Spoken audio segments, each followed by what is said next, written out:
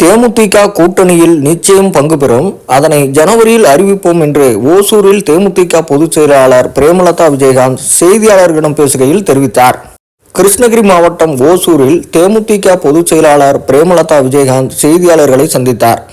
அப்போது பேசிய அவர், உள்ளம் தேடி இல்லம் நாடி என்கின்ற தலைப்பில் மாவட்டந்தோறும் பொதுமக்களை சந்தித்து வருவதற்கான தொடர்ச்சியே விஜயகாந்த் அவர்கள் மக்களை சந்திக்கும் வகையில் யாத்திரை நிகழ்ச்சி நடத்தப்பட்டு வருவதாக தெரிவித்தார். மேலும் கேப்டன் அறக்கட்டளை மூலம் பல்வேறு உதவிகளை வழங்க இருக்கின்றோம்.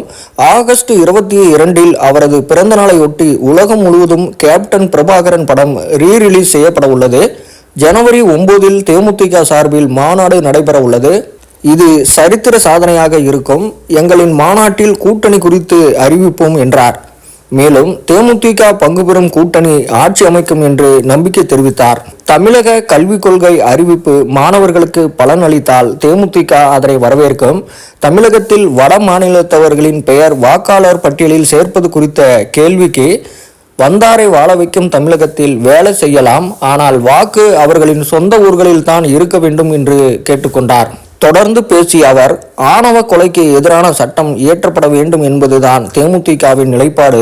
தேமுதிக சாதி பார்ப்பதில்லை. தொகுதியில் பெரும்பான்மை சாதி பார்த்து நாங்கள் வேட்பாளர்களை நிறுத்துவதில்லை. சட்டம் மிக வலிமையானதாக இருக்க வேண்டும். தமிழகத்தில் சட்டம் ஒழுங்கு சீர்கெட்டு உள்ளது. கஞ்சா, மது போன்ற போதைப் பொருட்கள் தான் இதற்கு காரணமாக உள்ளது என்று குற்றம் சாட்டினார். பெரிய பிரம்மாண்ட வெற்றிகரமாக வரணும் அப்படின்னு இந்த நேரத்தில் வாழ்த்துறேன். ஏன்னா 100வது படம் மகத்தான வெற்றி பெற்றது கேப்டனுக்கு மட்டும்தான். மீண்டும் அந்த திரைப்படம் ரிலீஸ் ஆகுறதுல ஒட்டுமொத்த கட்சி நிர்வாகிகள், தொண்டர்கள் எல்லாருமே ரொம்ப சந்தோஷப்படுறாங்க. அதனால அதுவும் கேப்டனுடைய பிறந்த நாளுக்கு அது ஒரு மிகப்பெரிய ஒரு விழாவாக இருக்கும். அதுக்கு அடுத்தது செப்டம்பர் 14 எங்க கட்சியினால் கேப்டன் 2வது குரு பூஜை அதெல்லாம் முடித்து ஜனவரி 9 கடலூரில் தேமுதிக சார்பாக மகத்தான ஒரு மாபெரும் மாநாடு நடத்த இருக்கிறோம். அந்த மாநாடுக்கு தமிழ்நாடு முழுவதும் இருந்து தேசிய முற்போக்கு திராவிட கழகத்தினர், பொதுமக்கள், பெண்கள் என்று எல்லோரும் வந்து கலந்து கொள்ள இருக்கிறார்கள். அந்த மாநாடு ஒரு சரித்திர சாதனையை புரியக்கூடிய ஒரு மாநாடாக இருக்கும். நீங்கள்லாம் எதிர்பார்க்கின்ற கூட்டணி என்ற வார்த்தைக்கு அன்றைக்கு உங்களுக்கு பதிலும் அந்த மேடையிலே தரப்படும் என்பதை உங்களுக்கு சொல்றேன். இந்த முறை தேமுதிக அமைக்கும் கூட்டணி மகத்தான வெற்றி கூட்டணியாக அமைப்போம். தேமுதிக எங்க அங்க மதிக்கிறதோ அந்த கூட்டணி தான் இந்த முறை ஆட்சியில் அமரும், மகத்தான வெற்றியும் பெறும் அப்படிங்கறத இந்த நேரத்தில் நான் சொல்றேன். நீங்க எதுவும் கேள்வி கேட்கணும்னா கேளுங்க. மாநில கல்வி கொள்கையை இன்னைக்கு முதலமைச்சர் வந்து அறிவிச்சிருக்காங்க. தேசிய கல்விக் கொள்கை ஏற்கனவே இருந்துச்சு, அதை மாற்றணும் சொல்லி பல வருஷங்களா வந்து இருக்காங்க. இன்னைக்கு தமிழ்நாட்டில் முதலமைச்சர் மாநில கல்வி கொள்கையை அறிவிச்சிருக்காங்க. இன்னைக்கு நிறைய வருஷம் ஆயிடுச்சு. கல்வி கொள்கைகள்லாம் பல நூற்றாண்டுகளாக வந்து நம்ம பார்த்துட்டு தான் இருக்கோம். ஏன்னா இந்த சுதந்திரமானதுக்கு பிறகு முதலமைச்சர்களாக வந்த காமராஜர்ல இருந்து, அண்ணால இருந்து எல்லாருமே கல்விக்காக உழைப்பவர்கள் தான். இப்போ முதலமைச்சர் இன்னைக்கு அறிவிச்சிருக்காருன்னு நீங்க சொல்றீங்க. நாங்க காலையில 7 மணிக்கெல்லாம் எங்களுடைய பயணத்தை ஆரம்பிச்சுட்டேன். முழுதாக அதை பார்த்து விட்டு அதற்கு பிறகு என்னுடைய கருத்துக்களை சொல்கிறேன். ஏன்னா நான் சொல்ற எதுவுமே சரியாக இருந்தா மட்டும்தான் நம்ம எப்பவுமே சொல்வேன். இப்பதான் அறிவிச்சிருக்காரு. இது கல்விக் கொள்கை என்பது உண்மையில் மாணவர்களுக்கு பயனளிக்கும் என்றால் அதை தேசிய முற்போக்கு திராவிட கழகம் வரவேற்போம். எனவே நிச்சயமாக அது முழுசா பார்த்துட்டு அடுத்த பிரஸ்பீக்கா அதை பத்தி பேசுவோம். 70 லட்சம் பேர் வந்து தமிழ்நாட்டுக்குள்ள வட மாநிலத்துக்கு 2011 மக்கள் தொகை கணக்கெடுப்புல பார்த்தீங்கன்னா 34 லட்சம் பேர் தமிழ், 70 லட்சம் பேர் வந்திருக்காங்க. இந்த 70 லட்சம் பேர் வந்து தமிழக வாக்காளர்கள் 10% பேர். இவங்க இப்போ வந்து தமிழ்நாட்டு வாக்காளர்களா மாற போறாங்க, அதாவது அவங்களுக்கு வாக்குரிமை கொடுக்குறாங்க. இது எந்த விதமான தாக்கத்தை ஏற்படுத்தும்? இந்த கேள்விக்கு நான் ஏற்கனவே பதில் சொல்லியிருக்கேன். தமிழகம் என்பது வந்தாரை வாழ வைக்கும் தமிழகம். வர்றீங்க, வேலை செய்றீங்க, சம்பாதிக்கிறீங்க, ரைட். பட் ஓட்டுரிமை என்பது நீங்க எங்க பிறந்து வளர்ந்தீங்களோ அந்த மாநிலத்துல தான் இருக்கணும். அதுல எந்த மாற்று கருத்துமே இல்லை. நீ நம்ம தமிழகத்துக்கு போய் சேர்ந்து எவ்வளவு பேர் ஃபாரின்ல போய் வேலை பார்க்குறாங்க. தேர்தல் நேரம் வரும்போது வராங்க, தமிழ்நாட்டுக்கு வந்து ஓட்டு போட்டு போகணும்னு நினைக்கிறவங்க போறாங்க. அது மாதிரி இன்னைக்கு பீகார் மற்றும் வட மாநிலத்தவர்கள் எங்க பார்த்தாலும் இன்னைக்கு அவங்கதான் இங்க வேலையில இருக்காங்க, கண் கூட பாக்குறோம். அவர்களுக்கு ஓட்டுரிமை என்பது அவங்க மாநிலத்துல இருந்தாதான் அது வரவேற்கக்கூடிய ஒரு விஷயமாக இருக்கும். அதுதான் தமிழ்நாட்டுக்கும் சரி இந்தியாவுக்கும் சரி நிச்சயமாக ஒரு நல்ல உதாரணமாக இருக்கும். ஆணவ கொலைக்கு எதிராக சிறப்பு திட்டம் கொண்டு வரணும், அது நிறைவேற்றப்படும்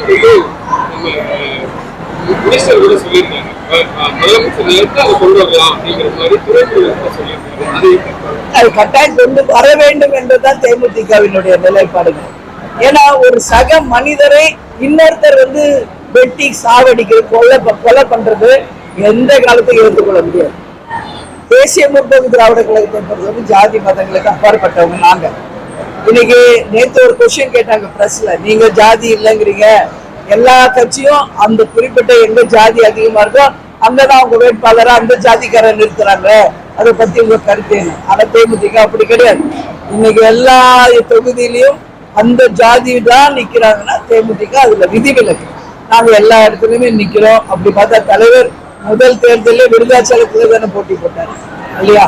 அதனால நிச்சயமாக எத்தனை பாரதியார் எத்தனை பெரியார் ஜாதிகள் இல்லையடி பாப்பா என்று சொன்னாலும் அது தொடர்ந்து கொண்டுதான் இருக்கிறது. ஆணவ படுகொலைகளும் தொடர்ந்து இருக்கு. இது வேதனையான ஒரு விஷயம். இதுக்கு முற்றுப்புள்ளி வைக்கணும். சட்டம் மிக ஸ்ட்ராங்கா அதுக்காக போடணும். அதே மாதிரி லாக்அப் கொண்டு போய் அங்கேயும் விசாரணையின் பேர்ல கொலை பண்றாங்க. எங்க பார்த்தாலும் கொலை, கொள்ளை, கற்பழிப்பு, செயின் ஸ்நாச்சிங் எல்லாம் நடந்துட்டு இருக்கு. சட்டம் ஒழுங்கு கேள்விக்குறி. இன்னைக்கு டாஸ்மாகும் கஞ்சா போதை விற்பனை தான் இது எல்லாத்துக்கும் பேசிக். இன்னைக்கு தமிழ்நாட்டு இளைஞர்கள் வேலைக்கு போகாம வட இந்தியவர்கள் இருக்கிறவங்க இங்க வராங்க. அது காரணம் என்ன? போதை கலாச்சாரம்.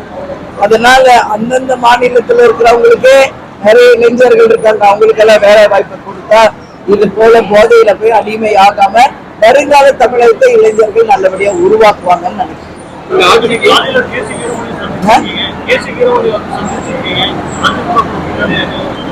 யாரு சந்திச்சோம்? அது அவருடைய ஹோட்டலுங்க, அதுல தங்கி இருந்தோம்.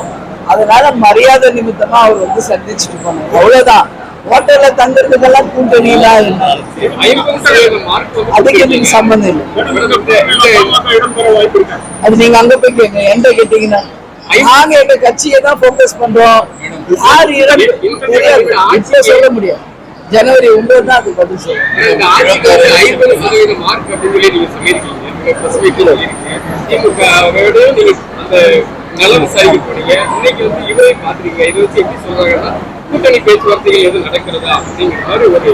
நம்ம பத்திரிகையாளர்களுடைய கண்ணோட்டம் பார்த்தா